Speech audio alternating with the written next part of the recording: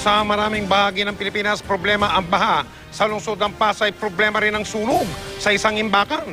At nakatutok doon live sa pinangyayarihan ng sunog, si Cara David. Cara, kamusta yung sunog? Yes, tama ka dyan, Mike. Gaano man kalakas ang buhos ng ulan sa Metro Manila, patuloy pa ring nasusunog itong warehouse na ito sa Pasay City. As of this moment, 28 hours na, 28 oras nang nasusunog ang warehouse na ito. Pero sa tansya ng mga bombero, hindi matatapos ang gabi ay magpa-fire out din daw. Madedeklara din daw nila ang fire out dito sa warehouse na ito.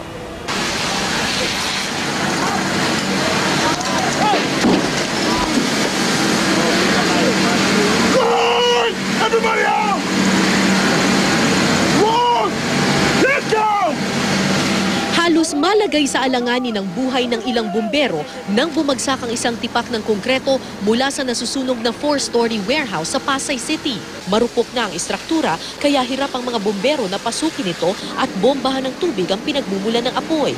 Imbakan ng tsinelas, rubber shoes at tela ang naturang warehouse. Kaya nang masunog, maitim at nakakasulasok ang amoy ng usok.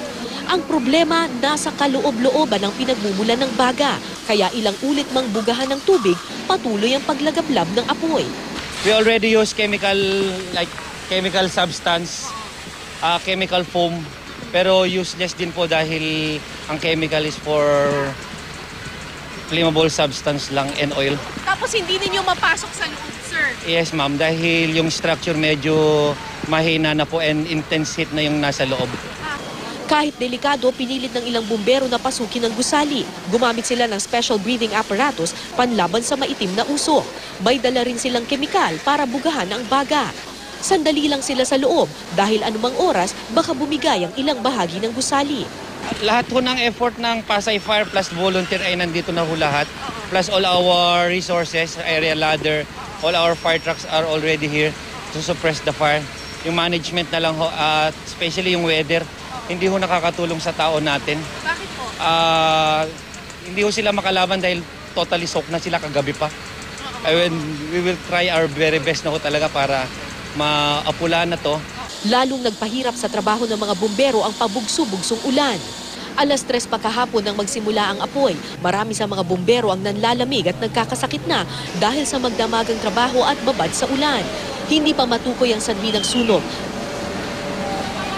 Mike, ang nakikita mo naman na video ngayon, ito yung kuha namin kaninang alas 6 ng hapon kung kailan nagsimula na yung mopping up operations ng mga firefighters. Sa nakikita mo, wala na yung black smoke na nakakasulasok at kumonti na lang yung usok na lumalabas mula doon sa gusali. Kaya napasok na ng mga firefighters yung loob ng gusali para bugahan nila ng tubig ang ano pa mang naiiwang baga o apoy doon sa loob.